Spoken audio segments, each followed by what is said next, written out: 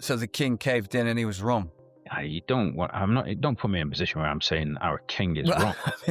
I'm just trying to get your thoughts on why the royal warrant was taken away from Mowi. I think the king came under intense, maybe not the king, but the royal household came under intense pressure to... It was the king. It was the king's final decision. Yeah, I think they came under intense pressure from activists, which I think was wrong and misplaced, and they reacted to that, and it was just extremely disappointing. Today I'm joined by Ben Hadfield. Ben is the MD of Mowi Scotland. Mowi are the biggest player in the salmon farming industry in the world. He's also the CEO of Mowi Canada, Faroes and Ireland. Now look, I'm about as skeptical of salmon farming as you can get without needing therapy, but I also think it's important that we hear their side of the story. And their bigwigs are usually so publicity shy that they make vampires look sociable. So kudos to Ben for agreeing to brave the daylight today. And we're going at it head on. Reality versus the industry spin, and whether any of it holds up. Should be interesting. Season 3 of The Last Salmon is in partnership with Loop, driving change for wild fish and wild places. We know that there's a big issue with escapees. Tell me what you think from your side of the fence. Tell me what you think about the issues and the challenges escapees put on the wild stock. Yeah. Firstly, we do everything we can to minimise escape events. They're at a level where they haven't been as low for the last 30 years. So they've come down. But we've had more frequent storms, and Mowi itself escape. It's a disaster for us. It costs us a fortune because of the loss of the stock. It's reputationally damaging. It's embarrassing. And it's like one of the worst days that you'll have in the office. So just to be open with you, we had a significant storm in Fort William. It's the worst storm that I think I've ever seen here, and others that have lived here a long time concur. And we had an escape in the upper part of the River Lochie of 75,000 fish. I think the flotation tube pierced a hole in a net, and there was 82,000 fish in the pen, and 75,000 fish escaped at 960 grams. And where do they go? So they'll go out into the open sea. First of all, some of them headed up the river. So John Gibb, I think he'd caught in the region of 300 in the river. Now, bear in mind, these are immature fish, so they won't spawn for another 12 months minimum. So if they're in the river, they're not going to do any harm. They're not going to spawn. They're not going to integrate. The ones that he caught in the river then left and went into the open sea. Now, they'll be exposed to a massive level of predation, and then the potential integration occurs in May, June this year, because it happened in I think it was October last year. They come back to the river and spawn. So, what I want to see happen there is, first of all, we take all steps to minimize escapes through correct tie-in, through equipment design, through practices. When they do occur, we own that risk. We put in place an integration study, which we've done, that'll monitor the levels this year when they couldn't have had an impact in the river, in the juvenile fish, and then they'll monitor through DNA sampling, non-lethal DNA sampling, electrofishing, this. They'll do that in years 2 and 3 and monitor whether there's been any integration. I would like to see salmon farmers go further and work cooperatively with the wild fish sector. So when there's been an escape, there is a focus on making sure that those fish are removed from the river effectively. And there is a conservation legacy which offsets any integration that can take place. I think maybe we're going to say the same thing. So, genetic integration from escapes is a concern to me. I think in many cases it's exaggerated, and nobody points out that the genes that do integrate over time diminish. I think when Richard Davis came on, he said that he'd seen on your podcast, he'd seen high levels, but over time they diminish. So nature will repair itself. But I think farmers have an obligation to, first of all, prevent any escapes, and then if they occur, to work towards offsetting the potential integration. Okay, so because scientists use the term extinction vortex, don't they, when it comes to transgression from genetic transgression from escapees. Yeah, It sounds like one scientist used that once, and it's been repeated a lot of times. And actually, a really good guy. I think it was Phil McGinty that did it on the Berishul system in Ireland. yeah, But that's an exaggeration, because first of all, escapes are at a 30-year low. The level of integration in a lot of areas is declining. If you look at the River Lochie again, because I live there, because I'm part of that system, I think. The level of integration is very low, despite the fact that there's freshwater farms in the upper part of the catchment and marine farms in the lower part of the catchment. Apart from last year when the 75,000, which is double your annual escapee number, isn't it? Yeah, and I was honest enough to say that was an extremely bad day in the office. Right. You're saying it's an all-time low at the Lochie, but then you said this 75,000 escapees event was on that system. The level of integration of farmed ancestry in the wild fish in the River Lochie is at a very low level, despite quite heavy farming activity in the freshwater part of the catchment and the lower part of the catchment. The escape, which occurred last year, was due to a significant storm. Really bad day. Had not anyone cares, but I had a tree on my house the morning, and I got a call that we've had an escape. So you can imagine it's a really bad day in the office. Someone call it karma, Ben. Now, be nice. But I'm embarrassed about that, and I apologised to the River Lochie Association, and I've taken steps to prevent it happening again. But I also think that we should go further. I think that we should put in place a monitoring system which openly measures whether there has been any integration. So we're not exaggerating and using terms like extinction vortexes. It's regrettable. I think we have to then monitor it and measure it. And if it's shown to be having an effect, then I think we have to put conservation strategy in place and pay towards that so that it mitigates some of the impact. Now, you won't be happy with that, and I respect that, but that's the strategy that we have gone down. Do you accept the science that genetic integration between a domesticated industrial farm salmon and a wild Atlantic salmon in a river system is detrimental to the wild stock, or not? Yeah, because I've read all the studies, and it's like comparing me to a long distance running athlete. I'm not it's not to say there's anything wrong with the genetics in farm salmon, but when you look at a smolt, it's a wild smolt. It's an elite survivor in a very hostile environment. And then if you take a farm smolt where some of those hostilities have been taken away, and you've had a selective breeding program, and you hybridize the two, I can concur that there is a hazard for wild fish. Yeah. So I'm concerned about that, and it's my job to minimize it. And where we do have events that result in escapes like last year, then I've got to find some mitigation. But I think it's exaggerated, and that, this extinction vortex term, it's a very sexy term. But again, it's like... Well, it's also, to be fair to Phil McGinty, he is a very well-respected professor in the space, and all he studies, for the most part, is genetic transgression from farm salmon to wild and the effects of that. Yeah, so we can't really discredit him. Don't get me wrong, I've spent a bit of time with him, and I like him, and I agree with a lot of his work. But I think that he has contrasted fish that often are like the C and the D grade fish that fish farmers are prepared to cull, or in the past went to restocking. And I think that's a bad form of restocking. And if you contrast that to an elite survivor as a wild smolt that's just about to go out to sea, it's back to that analogy. You're comparing an elite athlete against I like to use you comparing a Labrador to a timber wolf, because that's what's happening here. One's a domesticated, interbred to make the perfect domesticated, malleable pet, and the other one is a wild animal. Yeah, no, I broadly agree.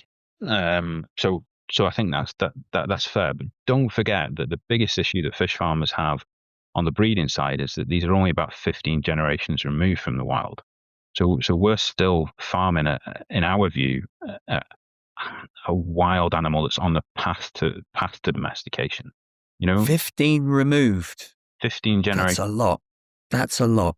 Not written, Jim. It's not compared to a cow or a chicken that's been domesticated for 1,000 years. But there are no wild cows to worry about the domesticated cows breeding against. The cow is not an endangered species. We're talking about the risk of introgression, genetic introgression, the mixing up of DNA. I appreciate you think it's fine, it happens, and then the wild gene bounces back and it's just a blip in the evolution of this wonderful fish.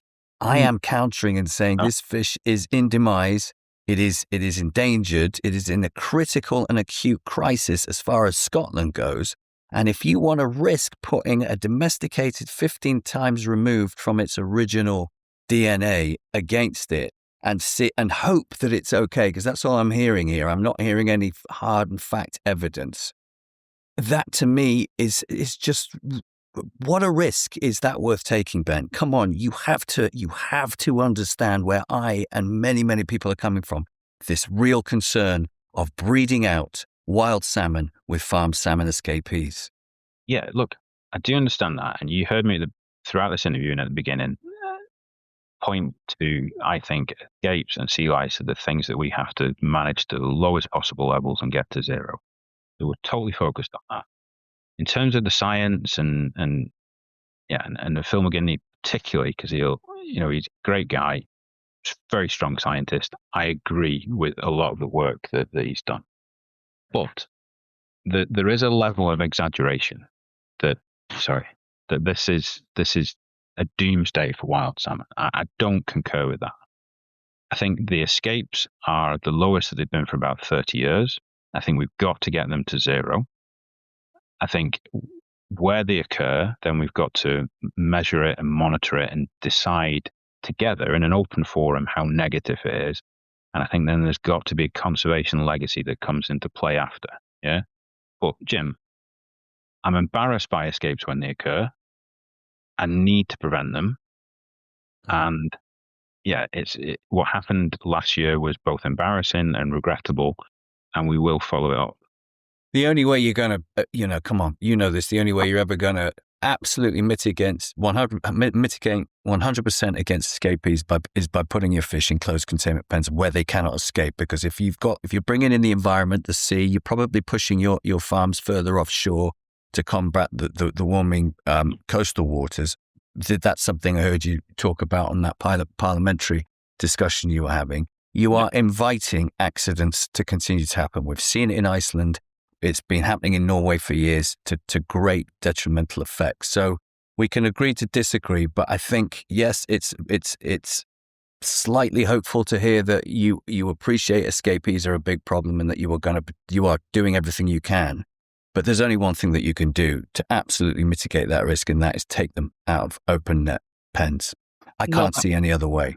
I think sterile technology for farm fish is really important, and we've tried to do that through triploidy, which you know is making a way of making the fish sterile. Unfortunately, it makes the fish less robust in terms of its heart physiology and other things. So we've, for decades now, thrown the kitchen sink at trying to use triploid technology to sterilize the salmon. I think that in the future, that a level of gene editing will be acceptable in order to make the fish sterile. And I think that technology is not that far away. So first and foremost, what farmers have to do is have the highest standards of equipment and containment and operation, minimize escapes down to the lowest level, which history shows they've done that in the last 30 years. Then when they occur, I think there has to be a situation where they are incumbent to research and quantify the level of integration. So we're not having an argument about you say it's doomsday and it's an extension vortex and I say it's done no harm. I don't think that's a good space to be in. I think we quantify it, and then I think the farmer that had the escape has to be on the hook for a conservation legacy, the local rivers to offset the impact of that. And then I think this sector is incredibly valuable for the UK and for Scotland particularly, I think it is sustainable and it has a right to be here, but it needs to minimize its hazards and its impact. And so on escaped, I think for me, the holy grail is finding a way to make all the fish in the pens sterile. Okay. And we spend a lot of resource on that. And again, it would be good to show you around the facilities. You are welcome at any time. Thank you. And to talk about this in real detail and again, be tested on it. I think that's healthy. Well, I appreciate that invitation, Ben, and I may just take you up on that. It would be good to get some more transparency over these practices for sure. And I guess that boils down to trying to increase trust, which is something that I'm sure Mowi and the industry in general are wanting to do in the present climate. And with that in mind, here's one from one of our listeners. Your company, Mowi, recently lost its royal warrant from the King, something that's typically associated with trust, quality, and environmental responsibility. The question is, doesn't that signal a broader loss of confidence or even social license in the industry's claim for progress, sustainability, and environmental stewardship? No, not at all. And anyone who doubts that should spend some time reading, just how transparent Mowi is, and it reports, and it comes on what is a pretty tough podcast like this to explain openly the situation and how we deal with it. In terms of the royal warrant, that was just so disappointing. I'd met with I'm a great admirer of the royal family, so let's get that off the bat straight away. But I'd met with the King several times. He was a passionate fisherman and a passionate conservationist to discuss, the impact of wild fish and on wild fish and things like cleaner fish. And I think the royal household came under intensive lobbying from the wild fish sector, from actually wild fish that run a campaign to try and get people to stop eating farmed salmon, which is about as misplaced in my view as you could be when that money should be going into conservation. We talked about that before. And I think the royal household came under enormous pressure to make this decision. And I was just extremely disappointed with it. So the King caved in and he was wrong. Don't put me in a position where I'm saying our King is wrong. I'm trying to get your thoughts on why the royal warrant was taken away from Mowi. I think the King came under intense, maybe not the King, but the royal household came under intense pressure to. It was the King. It was the King's final decision. Yeah, I think they came under intense pressure from activists, which I think was wrong and misplaced, and they reacted to that, and it was just extremely disappointing. That won't change the fact that I think, and a majority of people consuming farm salmon thinking it's extremely healthy, sustainable protein.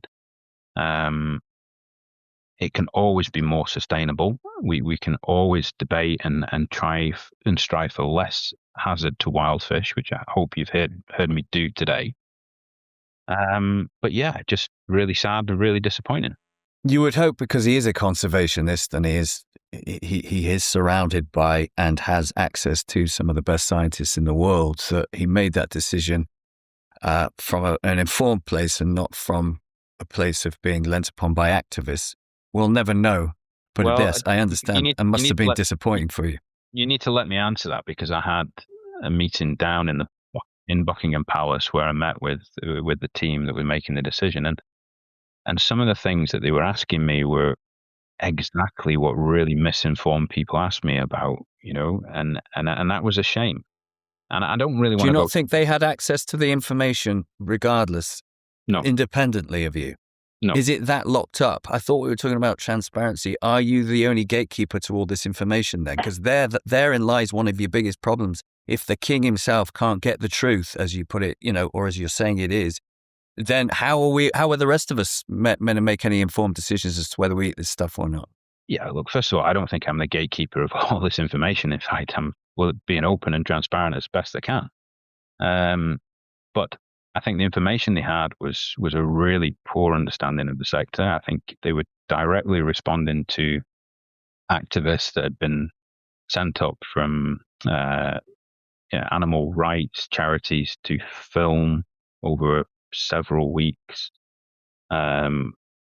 anything negative that they could get on salmon farming. I think they were reacting to that, and I was really disappointed by the advice they'd received and the lack of understanding. Do I respect their decision? I struggle with it, but he's the king, and I accept it. I'm just really disappointed, and I think the advice that they've had was bad. So do you think you can change their minds and get it back? How much time do you want to spend on that? If you had not long, just a yes or no, maybe a reason why. No, I think I'm focused on farming in Scotland in the best possible way, being open about the hazards to wild fish and trying to minimize them. And I'm sure you can appreciate that that's where I think my time is best spent. Yeah, but I also think, Ben, and I think you'll agree, if you're being honest, you do have a huge PR problem. And your PR problem isn't going to go away, and it's probably only going to get worse until we see some much more honest, open, transparent, and meaningful investment into the conservation of wild salmon. If we're looking at such a drastic threat to climate change that has ramped up in recent years, how long before salmon farming becomes unsustainable and unproductive in Scotland? How many years have you got left before you're shipping out? Yeah, not from you, but I've heard it before. And this is another attempt at misinformation, because the relative studies say that at least for the foreseeable 100 years, it will still be possible to farm salmon in the west coast of Scotland. But I know from first-hand experience that it's become tougher to farm in Scotland than it was 20 years ago. And so what has to happen is changes to farming practices, investment in treatment systems and oxygenation systems to manage this. And actually, that's no different than what's happening in the wild fish sector. Climate change is the principal impact on wild salmon stocks. There are others like pollution and barriers and sea lice historically that should have been controlled to lower levels. So I think we the two sectors can actually learn from each other, and just a bit more understanding and less mudslinging, whilst focusing on minimizing the hazards and making the salmon farming industry as sustainable as possible is the right space to be in. Just bringing it back to aquaculture again, open net salmon farms. Do you accept that the sea lice are a problem for the outgoing juvenile salmon, the smolt, which are the all-important, juvenile salmon is so important when it comes to the restoration and the conservation of this endangered species. Do you accept that there is big pressure from sea lice from some salmon farms on them? No, not across the board. What I can accept is that, like we've talked about before, the level of farm salmon vastly outnumbers the level of wild salmon. So if uncontrolled populations of sea lice on large numbers of farm salmon in relatively constrained water bodies like sea logs is allowed to be high when the wild salmon are migrating, then I can accept that a hazard exists to the wild smolts. And so the industry accepts that. And for many years, the industry is focused on reducing the level of sea lice on farm fish at that period, or relocating, or in some cases closing down farms, or increasing the fallow treatment events in to ensure that level is low. And you saw from the graph that I showed you before that every year in March and April, when the wild smolts are going out, salmon farmers bring the sea lice levels down to the lowest possible level that they can do, which in Mowi's case has been around 0.2. It sounds quite reactive, though. Just to the layman here, it sounds like, yes, you might have hands on levers so that you can control the sea lice to a certain extent at certain times of the year to mitigate against the wild salmon stock. Mm-hmm. But it's reactive, isn't it? And it seems to me fraught with risk. I'm sorry, but it really does. When you have this endangered species here, and I will keep coming back to this point, the risk that you are putting on, the unnecessary risk that you're putting against this fish far outweighs the mitigation policies that you may or may not have in place Wouldn't it be better for this fish that you care about not to put it in harm's way or potentially in harm's way in the first place? Can we not be doing something much more radical, much more preemptive, instead of just tinkering around the edges and reacting as and when? Because as you know yourself, we'll come to this in a minute, you're going to get storms where suddenly shit gets real and you can't control the narrative. You're going to get not algae blooms, sorry. You're going to get sea lice blooms. You're going to get all sorts of left curves from nature that you can't control that will be at huge detriment to this wild salmon stock.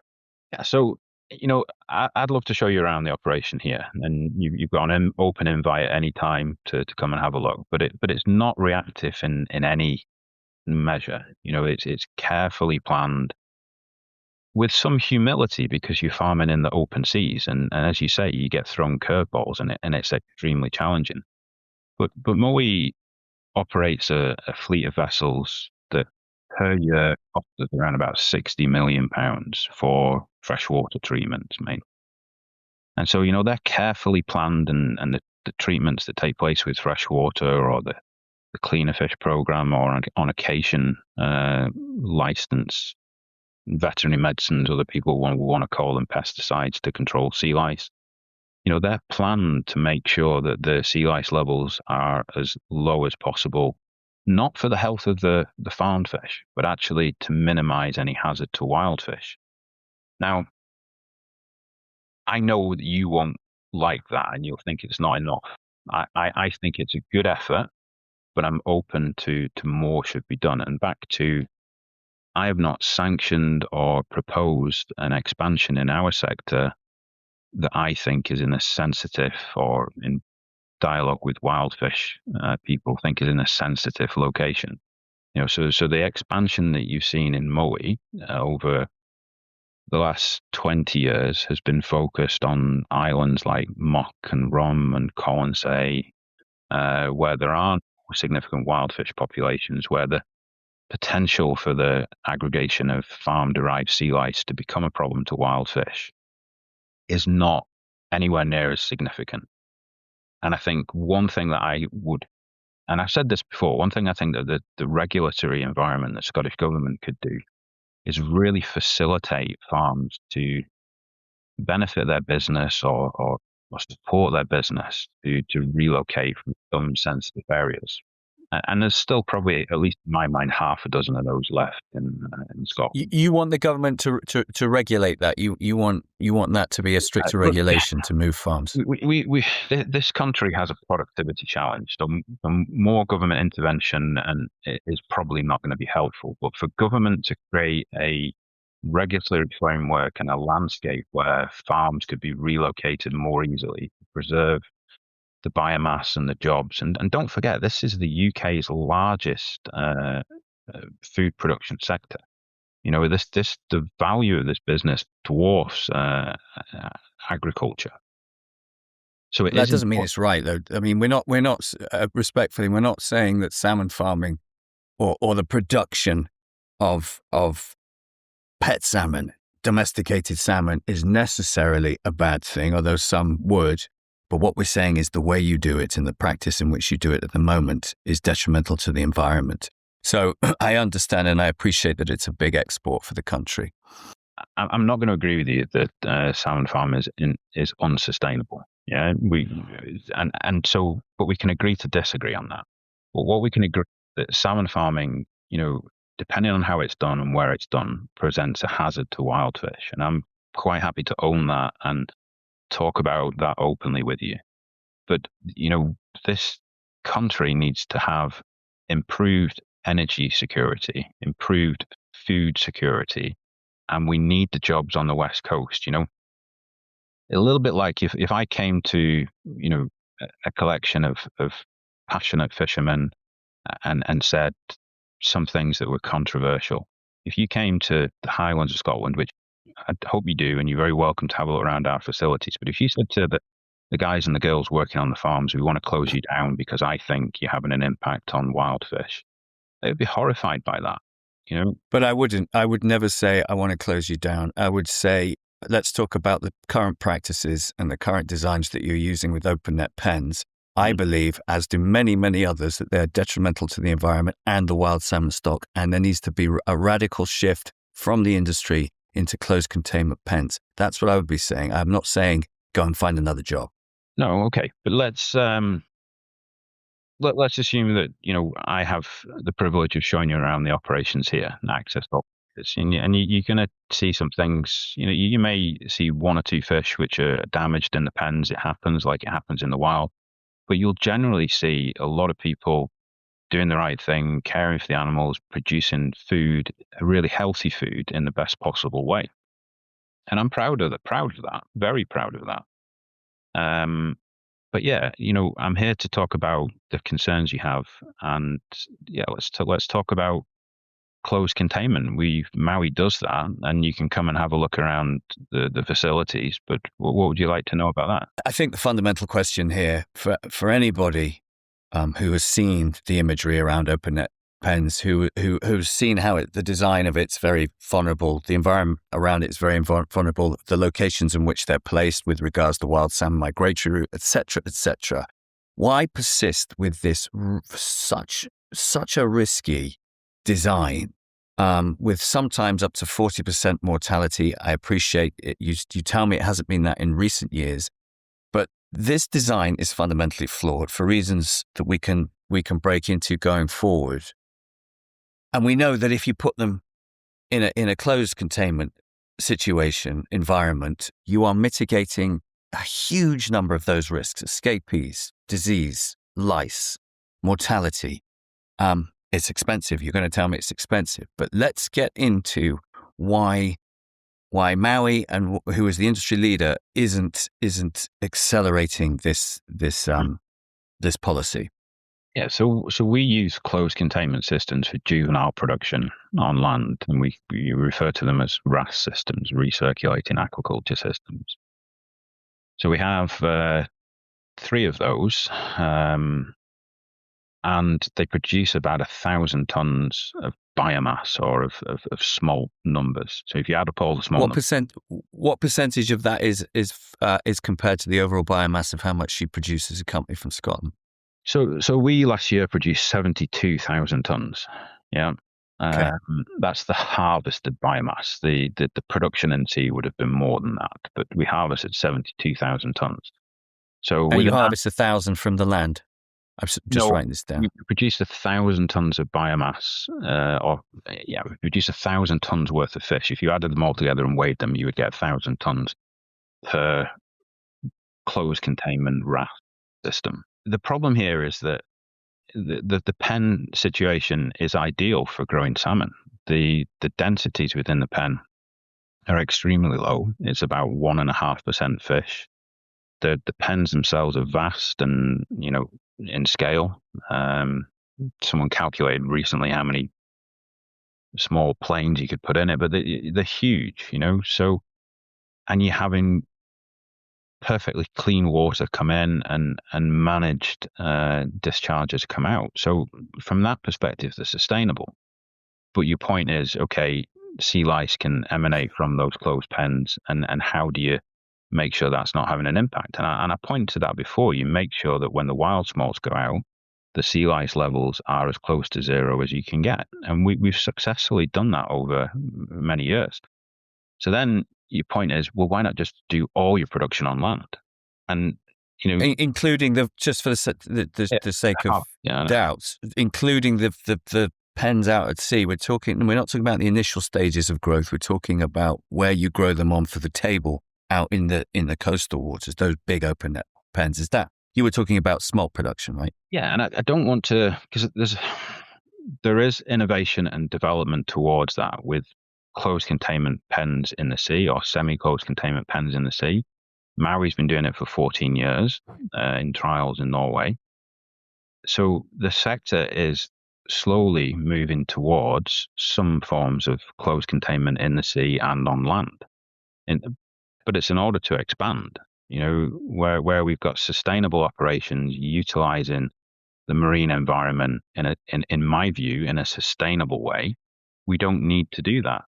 Now, the problem with just saying move it all on land it's beyond any kind of investment strategy that even big companies like Mowi or the sector could bear. You're talking of billions and billions to do this. You're talking of huge power consumption and land usage. But the reality is, if that was going to be a way of farming salmon, a viable way, then it wouldn't be based on the west coast of Scotland. It would be based in the main population centres. And I think Right. I think that then would be a loss for the economy of Scotland. And in my view, an unnecessary loss. Now, I know you and I will disagree on that. You will want zero risk for wild salmon. Yeah. Correct. I think as an endangered protected species, it absolutely deserves that. Okay, but and this is a tricky one because both you and I are passionate fishermen. So the last thing we want to see is people not on the rivers fishing.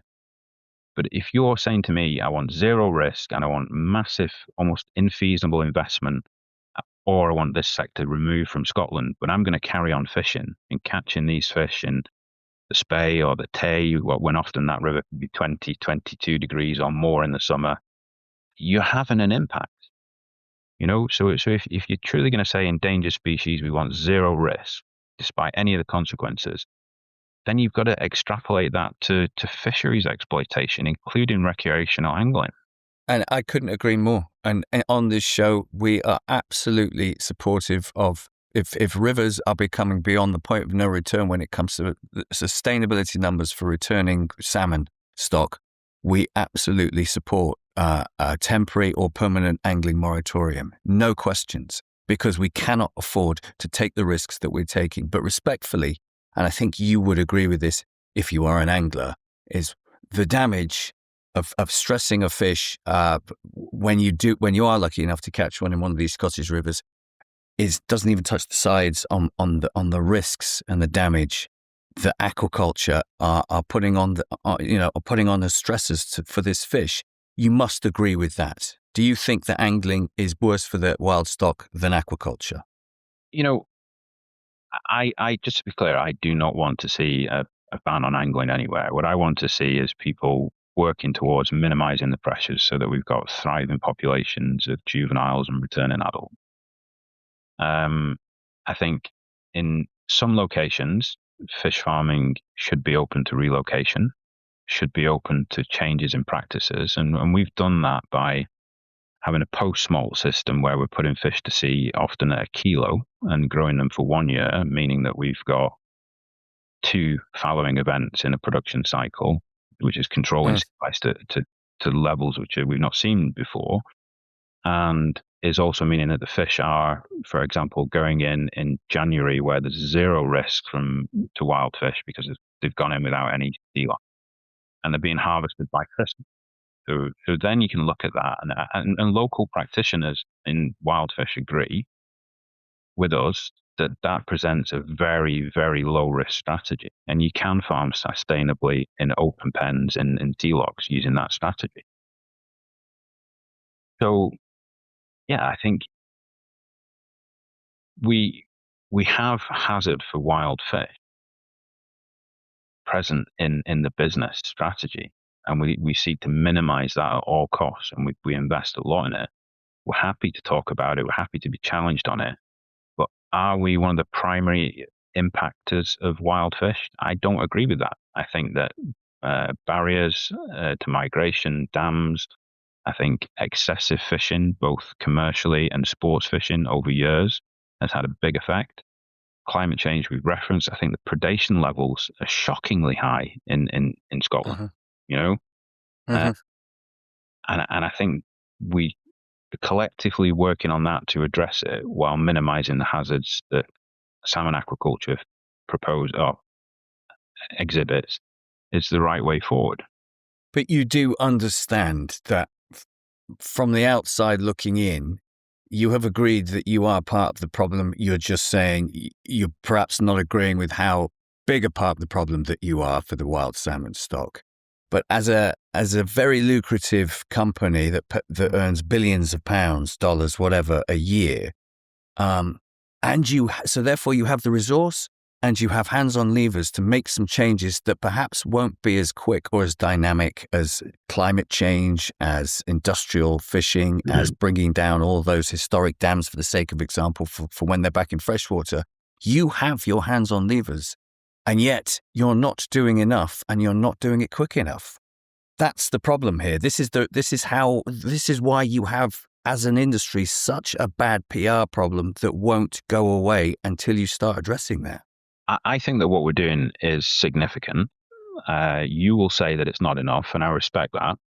But if you look at, again, back to the River Lochie, catchment that I live on, catchment that I fish on, catchment that I care deeply about, actually, there's multiple barriers on it. The fish pass that should come up from Macoma into the vast spawning area of Loch Lochie and Loch Arkaig above it, it's filled in with concrete. But we're not talking about fish. We're not talking about we're talking about aquaculture. That's why you're here, respectfully, Ben. I'm not here. I agree with you. That needs to be taken away, and I'm sure we can take that away, and it will make a bit of difference. But nothing compared to the difference that aquaculture could make. But you didn't let me finish. And the point being is that we've got 2 farms in the River Lochie system. Sorry, in the upper part of the sea loch. They're on a post-smolt strategy. So the fish go in now in January, and they're harvested by Christmas. I cannot see any possible way that the sea lice levels in recent years are significant enough to present a material hazard to wild fish. But I can drive up that catchment. I can see fish that can't get up to the upper catchment because whoever owns that dam has not invested in the fish pass, or it's a very poor fish pass. So the fish are full of fungus and knocking themselves against a barrier getting up.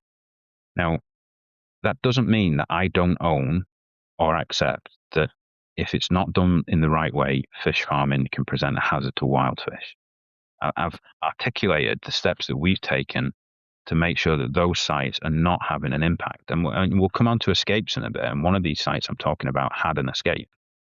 So that is a clear potential impact. But we pride ourselves on being open and explaining what we're doing to minimize those risks. If it's demonstrated that the risks are significant and persistent, then we do look at relocation and changing the way we farm. Who's demonstrating these risks? Who makes these decisions? How much of this is you marking your own homework, and how much of this is abiding by the regulations? Yeah, imposed upon you? But it's not a great term, marking your own homework, because what we're looking for here is transparency in sea lice numbers, and publication, so that people can mark your homework. That's the whole idea of transparency. And Mowi has championed that. We were the first to do it. We've brought the sector forward to do that. So you can go in now, you can look at the disease status of any farm, you can look at the mortality rate of any farm, and you can crucially look at the sea lice levels in now when the wild smolts are going out to sea, and you can decide whether you think they're significant. And I can respect the fact that you want zero risk and you want zero lice. In many locations, I can deliver that. Mowi can deliver that. In areas where we can't, we're working to deliver it. And those are generally areas that are not close to wild migratory systems. Because the focus has been on minimizing sea lice in what is commonly agreed are sensitive areas. But I can accept that's not enough for you. And that's interesting that it's transparent, but not everywhere is transparent, hopefully, yet. Do these published averages capture the short spikes in lice levels during smolt migration? Are they that granular? Yeah, because we count sea lice once a week, and in that critical period, often twice a week. So they do, yeah. Okay, great. Okay, so but this whole regulation, what's legally acceptable isn't necessarily, and most of the time not, environmentally harmless. And this is obviously where there's a big grey area, and you're only beholden to regulators who are always a few steps behind. Just like the water industry in England, it's an incredibly difficult pill for the public to swallow when they hear that your regulators don't have the resource, sometimes don't have the inclination or the time to keep up with this fast growing private business that is just hell bent on expansion? I mean, I don't see that. I see that the regulators have it. First of all, it's the most robust global regulation for salmon farming in Scotland. I think the regulators More so than Norway. Yes, I mean I hear that all the time. Like, you wouldn't be allowed to do this in Norway, and then blah blah blah. But it is the most scientific and the most robust. There are aspects of the Norwegian regulation which are particularly strong around sea lice. But Scotland is, and we've studied this. We looked at all the parameters. Scotland is the most robust, and I think the regulators sometimes are far too precautionary, stifle business, and have real teeth. And often they're reacting to activist pressure to go harder and stronger on the sector. Now, I understand that. I'm frustrated by it, but I do understand it. I think the biggest step forward was what was proposed by the industry, which was the sea lice risk framework, which was essentially, to humour me on this, it was going to be a model which predicted the accretion pressure of sea lice on a wild smolt swimming from the river mouth out through a sea log past fish farms. Mm-hmm. And the suggestion came from the sector as a way to, first and foremost, you should ensure that farms are in the right location. You should ensure that they're managed right and they're fallowed. You should ensure that the sea lice levels are as low as they possibly can be during the smolt migration. That is the responsibility of fish farmers. Then it should be transparent, publish what they're doing on that. But then if you can develop a model which is scientifically valid and tested so that it's accurate, that predicts in advance what those potential sea lice emissions from farms will be in a constrained water body, then that's a great thing. And we strongly support that. But then when the regulators came to develop it, they chose model architecture, which was totally unreasonable. It was creating a vast over-prediction of the model.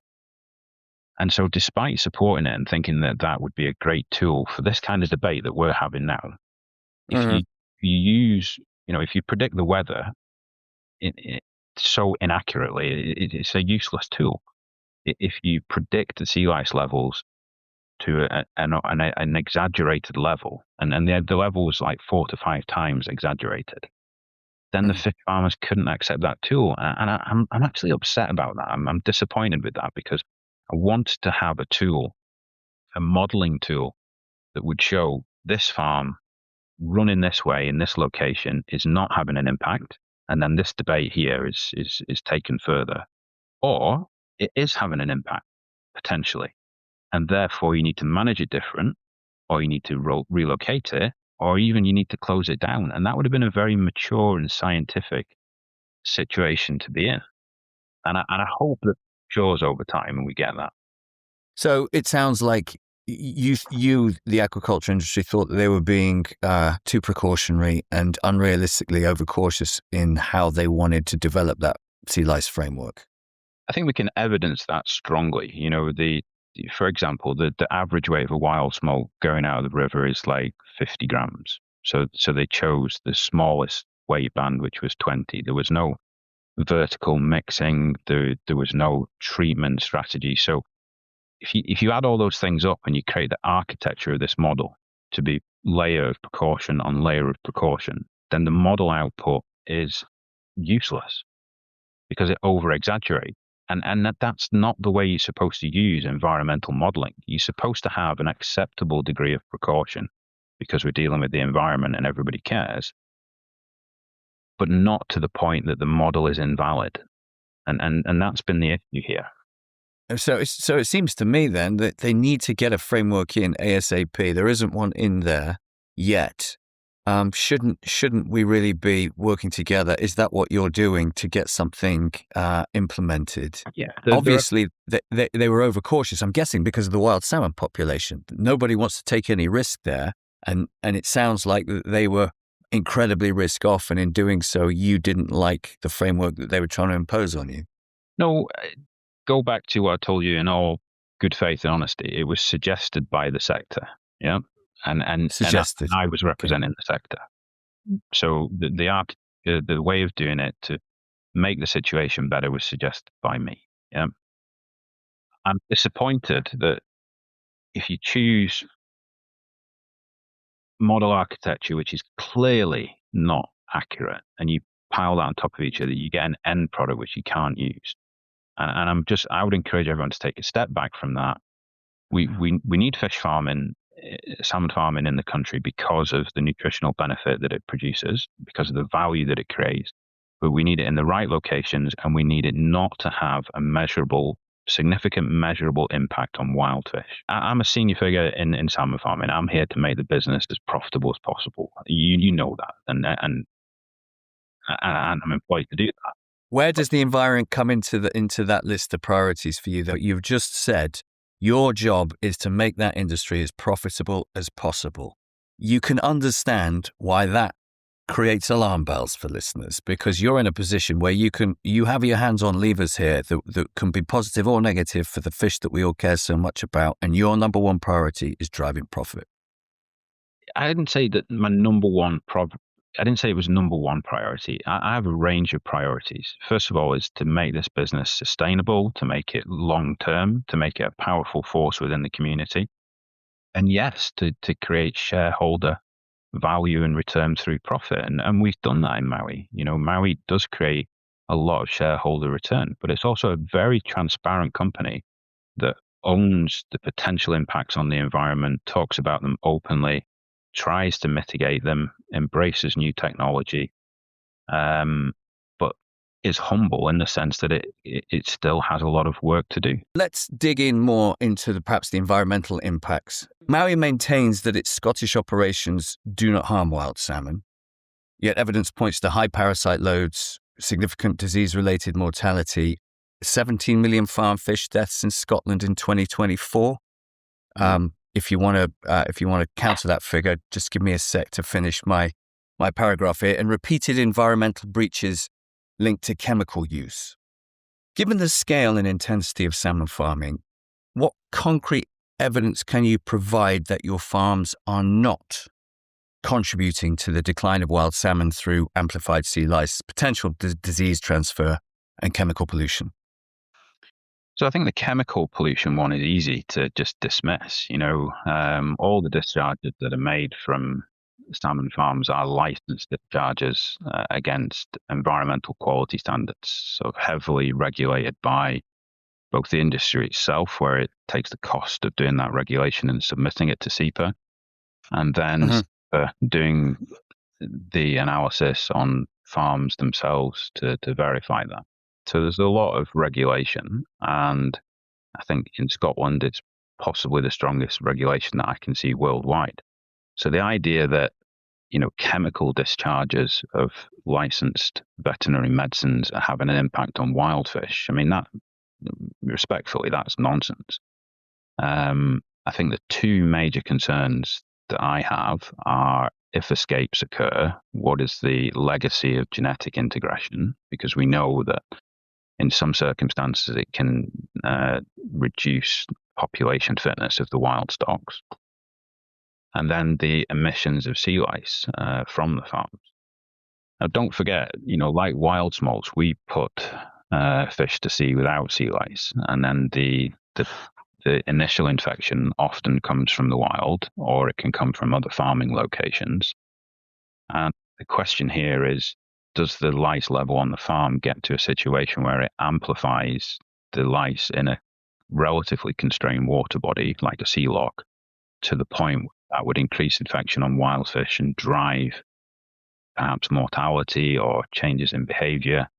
And that's what we seek to prevent. So just educate me here. How many open net farms do Mowi have on the Scottish coastline? So we have around 45 farming locations. 45? Yeah. And how many have you moved when it comes to them being in a sensitive migratory pathway for either the smolt, the returning salmon, and the risk of sea lice? So I was asked this question by Edward Mountain, actually, at a recent parliamentary inquiry, and I could sort of name 3 or 4 off the top of my head. But we've actually written to him and confirmed that there's been about 80 farms that have been relocated for various reasons. 80? Yeah, 80. Yeah. as a Right. sector, Okay. not as Mowi. Yeah. Right. Okay. I'm with you. And that they've been moved off for the same reasons because of the sea lice pressures on the wild fish. No, a variety of reasons. Some for purely production reasons, to consolidate and become more efficient, or to have a higher level of farming at the sites that farmers feel are the best. Yeah. Some of them we have closed directly because of not pressure from wild fish, but just an ability to acknowledge the concerns, listen to the requests to relocate, and obviously we employ a lot of people. Mowi employs 1,600 people at an average wage of £45,000, and that's a big deal in the Highlands and Islands. So we're talking about jobs and people that pay the mortgage here, and just asking them to close down and lose their jobs because, respectfully, fishermen or wild salmon anglers feel that they're having an impact, so they want them to close down. I don't think that's fair. But where we're able to, just to finish my point, where we're able to create a situation where you can relocate that biomass to a less sensitive area where the chances of sea lice impacting wild fish are lower and making your business, then that's what we've sought to do. So you'll be familiar with Loch Ewe and the farm that was in there. We were able to get a set of circumstances where that biomass was moved to a new development on the eastern side of Skye, which is generally agreed to be a lot lower risk than Loch Ewe. And I particularly, that was a step forward, and we were able to maintain the employment levels and maintain that part of our business by relocation. I'm just thinking about your point, talking to your point regards employment, and of course everybody wants to create jobs and employment and safety.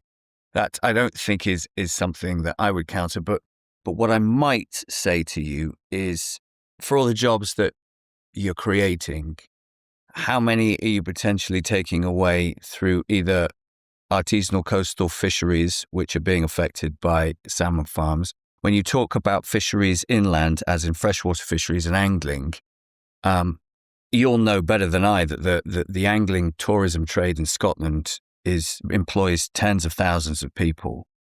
Now, if there is a link between aquaculture and the demise of the wild salmon, which I believe there is, then you are maybe creating jobs in one area, but taking them away from another market at some speed. We don't want to take jobs away. We don't want to put people out of business. We being people that don't necessarily think that aquaculture is the right thing for the environment.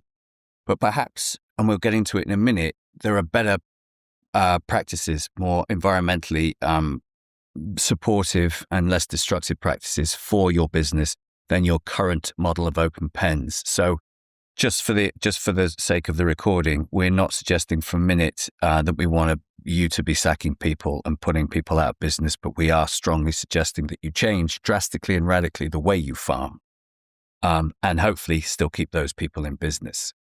With regards to mortality, let's talk a little bit about mortality, because it's a thing that's very stigmatizing when it comes to aquaculture. You have a 15 to 25%, broadly speaking, would you agree, mortality rate? That's the percentage of fish that you farm. That's how many die. Is that a fair number? Yeah, Jim, I'm happy to give you those figures and talk about that. But just to come back on the employment level, there are 11,000 people employed in the aquaculture sector through the supply chain and the value chain. In Scotland? In Scotland, yeah. And I care about every one of those jobs. And I also care about the jobs of a gillie working in Loch Ewe, for example. So I don't agree that the presence of aquaculture and the level of impact has detrimentally removed jobs. I think the biggest problem that we've got for wild fish in the British Isles is climate change.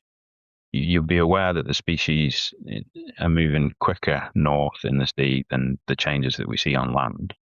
My kids are fishing in Loch Linnhe and catching sea bass in the summer.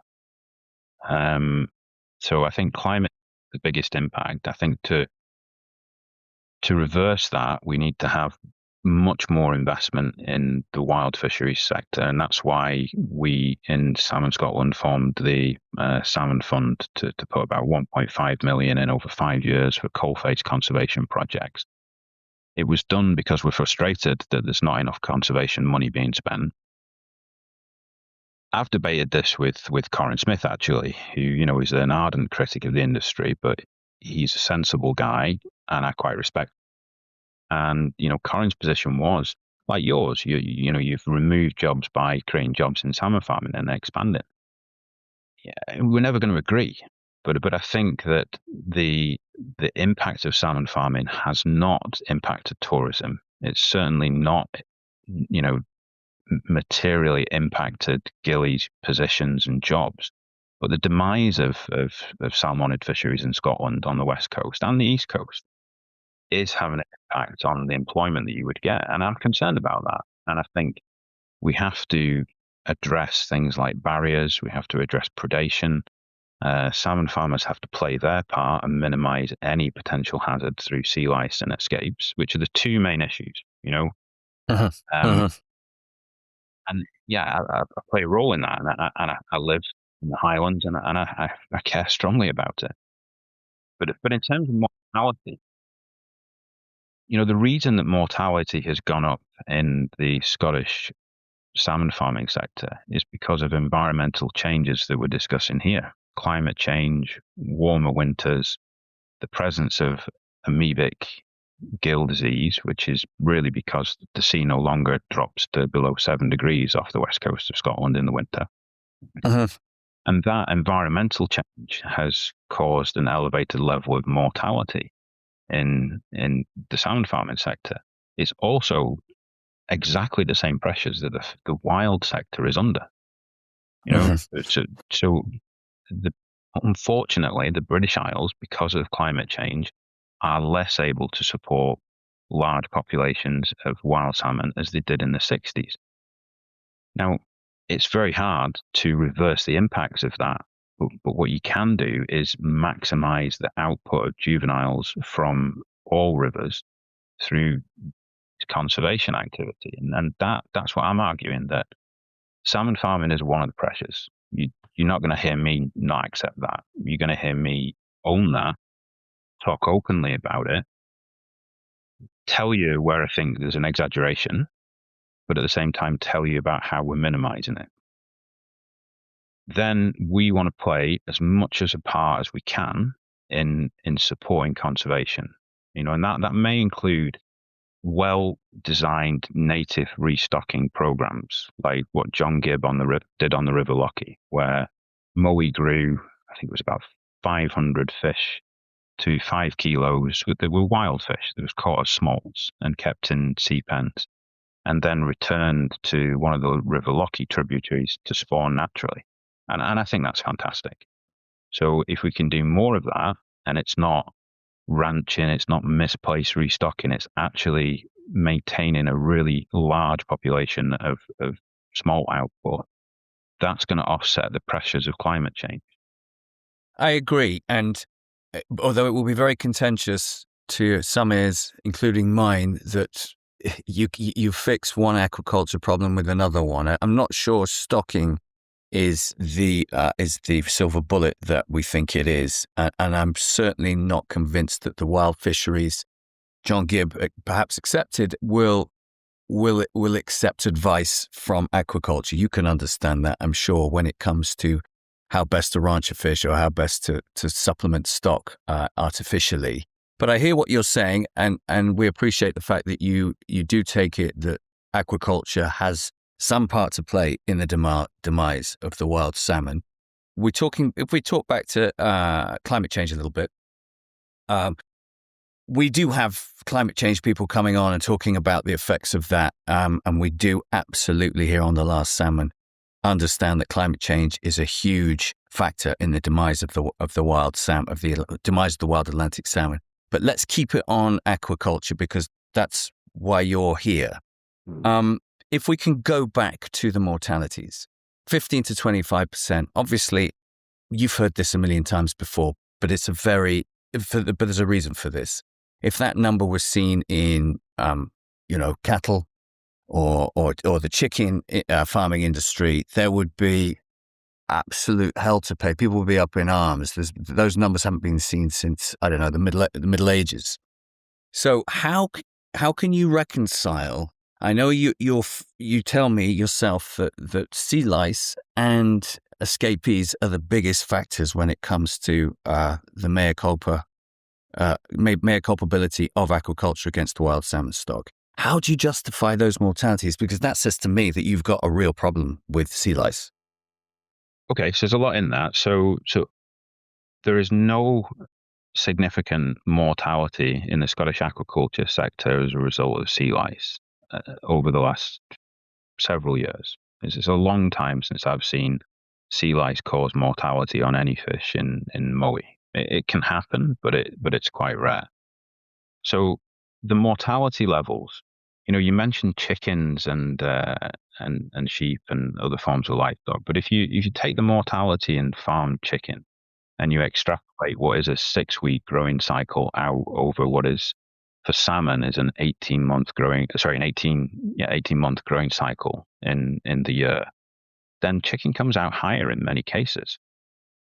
So you cannot compare, and again, go back to debating this, you cannot compare the strategy of a salmon, which spawns 10 to 15,000 eggs and is an R strategist, where the eggs are fertilized externally, they're in the gravels. The strategy of that animal is that 1 or maybe 2 survive to adulthood, to breed. You can't compare that with a cow, where it's internally fertilized, it cares for the calf, and it has 1 or maybe 2 calves.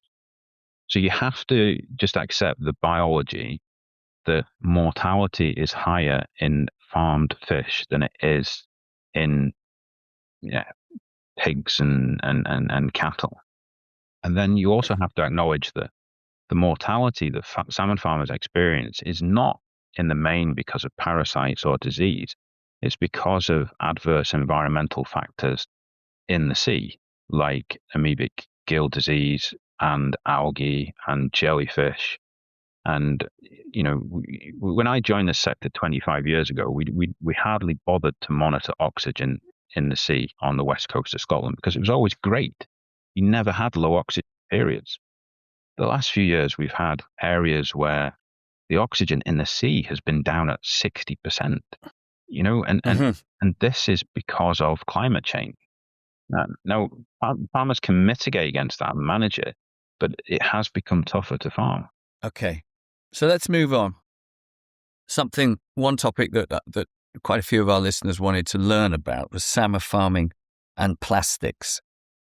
Your industry relies entirely on plastic-based infrastructure, and estimates suggests open pen aquaculture has contributed between 7 and 14 million tons of plastic into the ocean globally, with hundreds of thousands of tons more generated every year. So how do you justify continuing with a system that places that level of plastic directly into the marine environment? Yeah, look at all environmental discharges that we make are a concern. So I don't want to diminish this, and I'll try not to. But aquaculture is almost a de minimis source of plastic in the Scottish environment. There is far more plastic. The tires on the road are coming from when you wash your clothes, and the plastic in the global oceans are coming from several areas where refuse and discharge is not well managed. We have an obligation to minimize the plastic that we report. So we are labeling it so that you can see the owner and the source. The feed pipe, which takes the feed to the pens, is made of HDPE, and it does erode over time. So we're changing that out to use a more robust pipe that doesn't erode. We're changing the bends into stainless steel so that you don't get that plastic discharge. But this is the scattergun approach that is applied to attacking salmon farming. We both care about wild fish. I think this business is sustainable. My primary focus is to minimize the impact on wild fish through escapes and sea lice, because they're the primary issues. So going wide and pinning salmon farming as a significant contributor to plastic in the ocean is absolutely ridiculous. You don't buy it? I don't say it doesn't discharge plastic. I just say that it is by no means in the list that you would sit and write as to how you fix plastic. If you had a magic wand, you had all the money in the world, and you wanted to take plastic out of the ocean, this would be towards the bottom of your list. Okay, thank you. Commitments. So I want to believe, I mean this, Ben, I want to believe that the salmon farming industry can clean up its act and help the wild salmon and the environment in general. I do. So on that basis, and on behalf of the Last Salmon and all our listeners, we're asking you to entertain some commitments over the next 12 months. It'd be great to get you back in 12 months and see if we've made some progress, see what you're willing to do, what's unrealistic. And we open that up to our audience, and this is what they've come back with.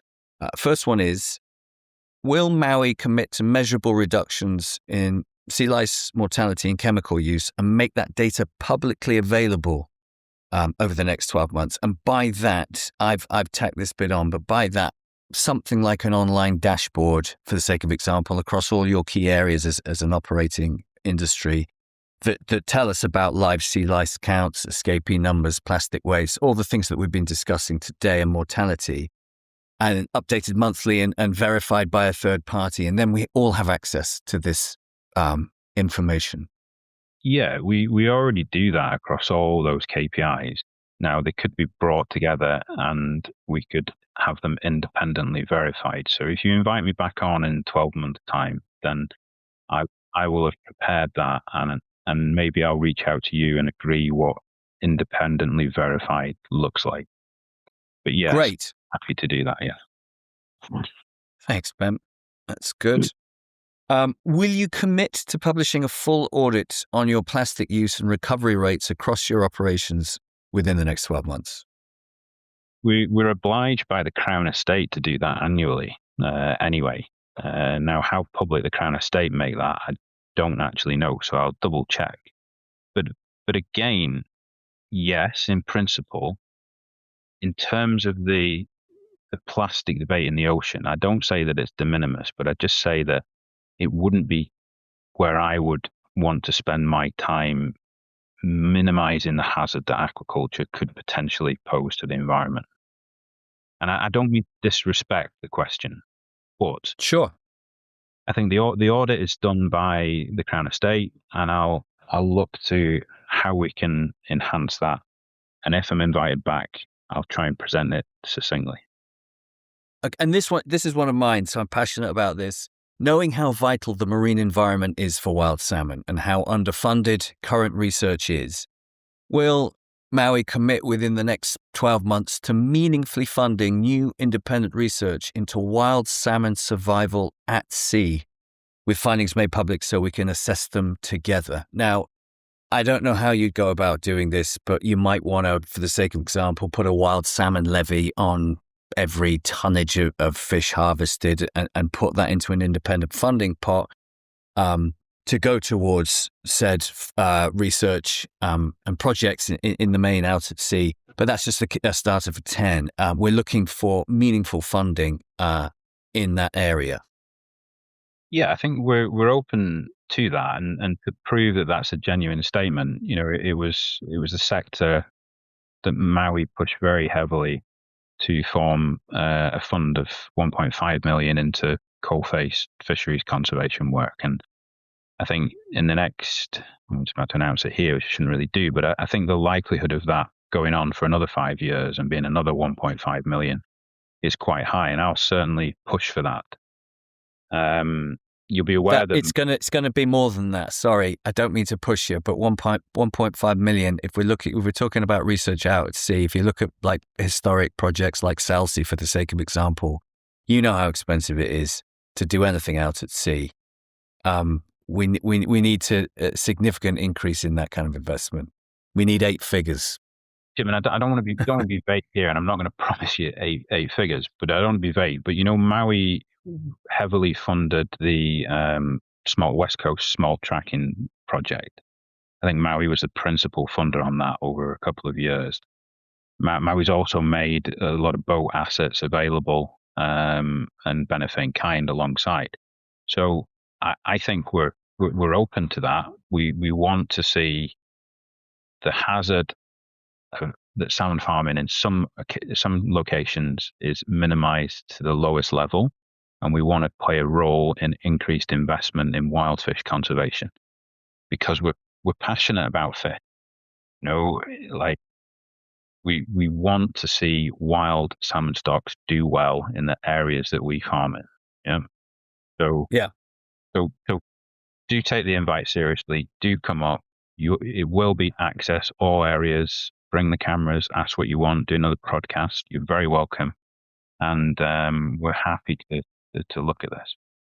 Well, maybe we'll come in a year and see how you've been getting on. Will you let me dive in as well? I'm a very keen free diver, and I like to capture what I get. You want to swim in the pen?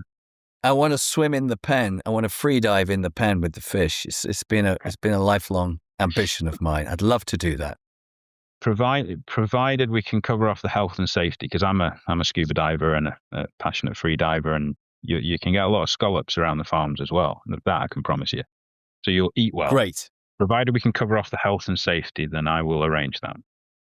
Great. That's fantastic. And I can give you a moment's notice because my life is crazy. So I don't need to give you weeks and weeks because people will then think that, you'll put me in the farm where there aren't sores and terrible disease happening. Right. We harvest fish around 98% superior grade, which is basically lovely bars of silver. So you can pick the farm, you can go wherever you want. If I can cover off the health and safety and you can brave the cold, definitely. Then let's do it. Do that, yeah. Will you fund and publish annual independent genetic sampling of wild salmon rivers within 10 kilometres of every Mowi farm in Scotland and your areas, and commit that any detectable farm genetic introgression above 1% triggers an immediate review and potential containment upgrade? No, I think I have to say no to that. And here's the evidence why. The Institute of Marine Research in Norway, I'm reading, there's a paper on my desk here which suggests that because integration diminishes over time, that it might be sensible to set a threshold around 10%. Now, I know all you and your readers will think that's too high, but I wouldn't want to waste money doing a huge study on all the rivers, which would be hundreds around the West Coast, just to keep monitoring integration year after year when money like that could be directed into improving riparian margins, removing barriers, doing sensible, well thought out restocking programs, and native restocking, I mean here, or the broodstock program like John Gibb did on the Lockie. I think that would be much more useful use of that cash. But to your point, where escapes occur, Mowi has been leading in apologising, putting the systems in place to prevent that occurring, and it's often storms, so that's difficult, and then following it up with a well-planned genetic integration study that lasts 3 or 4 years so you can fully measure it. Now, we had an escape in 2020, which we did that. I think the cost was about £300,000. The one that occurred last year in the River Lockie, that's been followed up. I think there's about 150,000 allocated to that, and we will publish the result. So you will publish the result. Yeah, I'm sort of saying yes, where you've had a specific event, but just a blanket monitoring across the board, wasting money on science that doesn't really deliver a lot for fish. I think that should be avoided. And I'm focused on where we can, making sure that the money that goes into wild fishery is directly improving the output of that fishery in terms of wild smolt number. Okay, how much do you know off the top of your head how much Mowi invest in wild fish mitigation? Yeah, I guess in rough numbers, it will be more than sort of 600,000 a year. Plus, there's a lot of benefit in kind. That's through a combination of the Fisheries Fund through Salmon Scotland, through the work that we do on the River Lockie with John Gibb and other rivers in terms of the gene bank, etc. But, it sounds like this parliamentary inquiry. I'm happy to write to you and sort of list that. but I need a bit of help. Of course, 600. And do you know how much roughly you apply successfully to public money for grants a year? Yeah, that goes up and down, but public grants probably an average over the last 5 years of maybe 2.5 million. So that's a bigger number than 600,000, isn't it? Well, all I'm thinking here, and I'm sure you're ahead of me on this one, is the money that you're getting from the public purse far outweighs the money that you're reinvesting to mitigate the decimation of the wild salmon stock, which you yourself have agreed that you are in some way to blame for as aquaculture. So those figures are a little bit disconcerting. Yeah, Jim, that's a bit strong. I haven't agreed that we're participant in decimating wild salmon stocks, and we've had a good open discussion part of the problem. Okay, forgive me, decimation a bit strong, but you have agreed that you are part of the problem.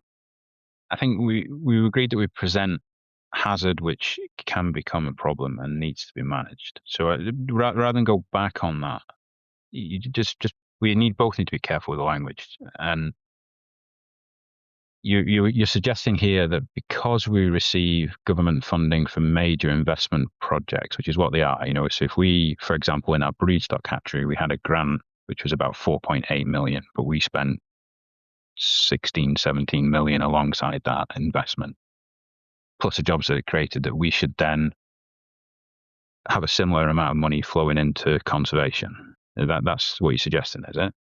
Well, there's a kind of ESG element that is a given here in these kind of businesses, right? There's a responsibility for the environment which might match what you're getting from the public purse.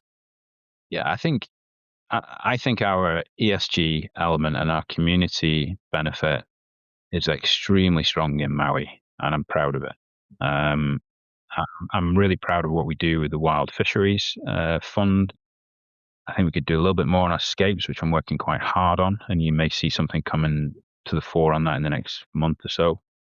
Come up, swim in a pen with the health and safety covered off, and I'll have a stronger answer for you. Okay. Thank you, Ben. It's just that figure, £600,000, I know it's give or take, is to me an unforgivably low number. And that is something that you will never convince me otherwise. Yeah, no, that's fair, but you put me on the spot to give that figure. And I obviously want to give a low number because I don't want to exaggerate it. So it's probably higher. I respect the fact that you want more. Yeah.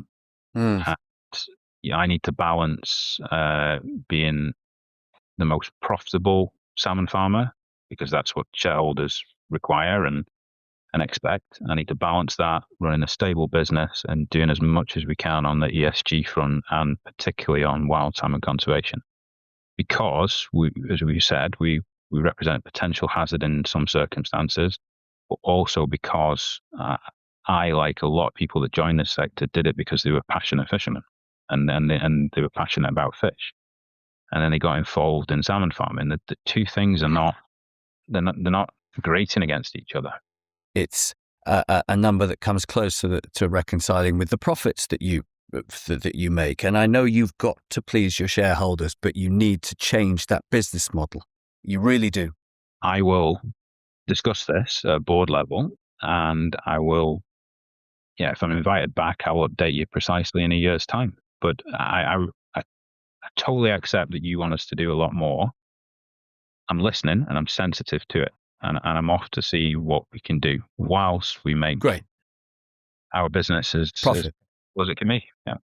Yeah. But you're a big business. You make billions of pounds turnover a year. I'm sure there's more than 600 grand if that is the number for the Wild Salmon Fund.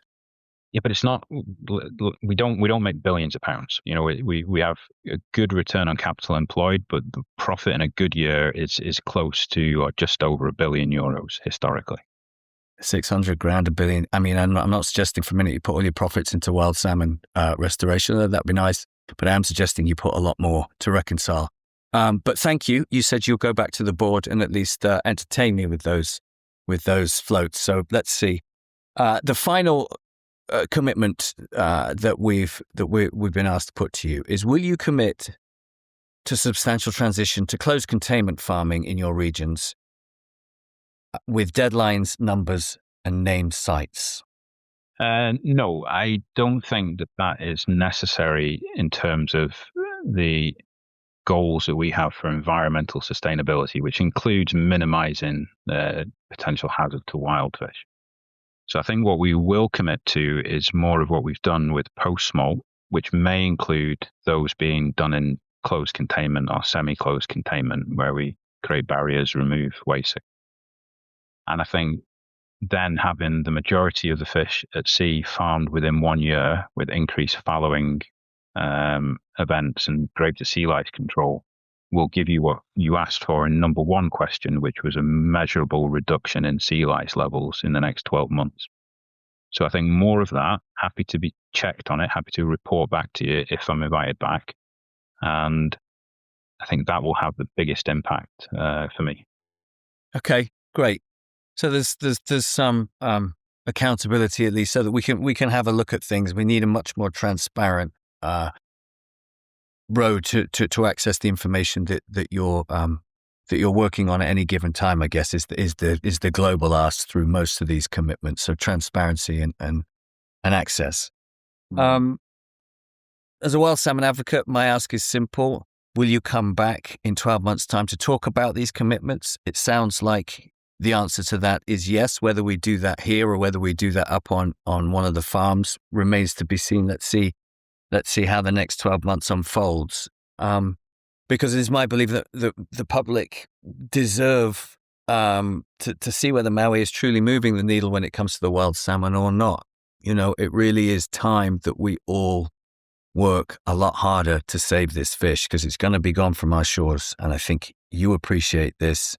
Whether you think it's to do with salmon farming, it's to more to do with climate change, it's all of the above.